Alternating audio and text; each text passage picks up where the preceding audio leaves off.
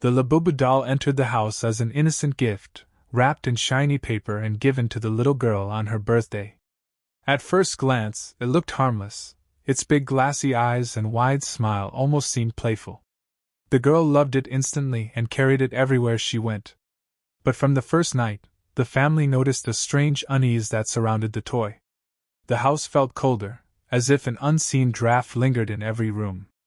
That night, when the girl placed the doll on a chair beside her bed, her parents heard faint footsteps in the hallway, though everyone was already asleep. The sound of light tapping echoed, like tiny feet moving across the wooden floor. The parents dismissed it as imagination, but both of them felt the prickling sensation of being watched. The doll's eyes, glossy and deep, seemed too alive, too focused, as though they followed every movement in the room. Over the next few days, things escalated. The girl began telling her parents about a friend who whispered to her at night, a friend she insisted was the doll. She said the voice was gentle, playful even, but it kept calling her name in the darkness. The parents brushed it aside until they began to notice that the doll was never where they left it. One morning it was on the kitchen table, another time it sat on the windowsill, staring out as if waiting for someone. One stormy evening, the girl woke up screaming, saying the doll laughed in the dark. The parents rushed in just in time to hear a faint, eerie giggle that didn't belong to their daughter. Chills ran down their spines as they realized this was no ordinary toy. Labubu had begun to awaken, and it wanted more than just companionship. Every night the presence of the doll grew stronger, and with it came the shadows. The family began to notice something terrifying on the walls, an outline that resembled the crooked figure of Labubu, even when the doll was nowhere in sight. Sometimes it appeared in the hallway, other times in the living room, stretching unnaturally tall, swaying as if it had a life of its own. The little girl would stare at it and smile, whispering words her parents could not hear. Soon objects in the house started to fall without explanation.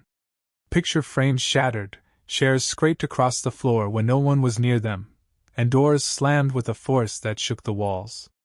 The family's dog refused to enter the room where the doll was kept, growling at the door with its fur bristling, as though it could sense a danger beyond human understanding.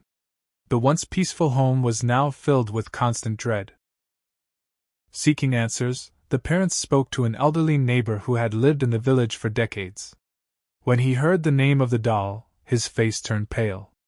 He told them a dark tale about its origin. Many years ago, a man skilled in black magic created the Labubu doll, binding within it the tormented soul of a child who had died tragically. It was never meant to be a toy but a vessel for suffering. Whoever owned it would slowly lose their peace, as the doll fed on fear and misery. The neighbor warned them that the longer it remained in the house, the stronger it would become, and once it attached itself to the child, breaking the bond would be nearly impossible. With horror, the parents realized that the curse was already taking hold of their daughter. The girl's bond with the Labubu doll deepened in terrifying ways. She no longer treated it as a toy but as a living companion, holding long conversations in the dead of night. When her parents tried to take it away, she screamed with a voice that didn't sound like hers, a guttural tone that chilled them to the bone. Her drawings changed from innocent sketches to horrifying images of burning houses, twisted figures, and black-eyed children standing in the flames. She barely slept, her eyes ringed with dark shadows, yet she seemed energized whenever she held the doll. Sometimes she spoke in whispers, answering questions no one else heard. Other times, she laughed in the same eerie way they had heard that stormy night. The parents finally understood that the doll wasn't just influencing her. It was taking her over, piece by piece, feeding on her innocence, draining her soul until nothing human would remain. Desperation drove the family to one last attempt. They decided the doll had to be destroyed. Late one night, they built a fire and threw Labubu into the flames. For a moment, relief washed over them as the doll's fabric burned and melted.